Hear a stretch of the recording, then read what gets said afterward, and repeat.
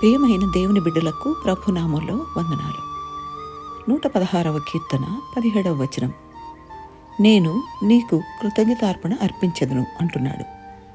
ఎవరి మట్టుకు వారు కృతజ్ఞతార్పణలు స్వచ్ఛందంగా దేవునికి అర్పించాలి అని అర్థమవుతుంది కదా. దేవుని అనుగ్రహాన్ని అనుభవించిన కీర్తనాకారుడు ఈ తీర్మానం చేసుకున్నాడు అని చూస్తాం. ప్రార్థనాపరుడుగా ఉండాలని, తను బ్రతికినంత కాలం దేవుని సన్నిధిలో నడుచుకోవాలని, రక్షణ పాత్ర చేతపట్టుకుని మొక్కుబడులు చెల్లించుకోవాలని, కృతజ్ఞతార్పణలు అర్పించాలని తీర్మానాలు చేసుకున్నాడు. ఈనాడు విశ్వాసులు క్రీస్తు శిలువపై చేసిన బలి అర్పణను బట్టి ఈ కీర్తన రచయిత కన్నా మరింత స్పష్టంగా దేవుని అనుగ్రహాన్ని చూడగలుగుతున్నారు. దేవుడు నా పట్ల చూపిన అనుగ్రహం అంతటికీ బదులుగా నేనేమివ్వగలను అని ఎవరి మట్టుకు వారు ప్రశ్నించుకోవాలి.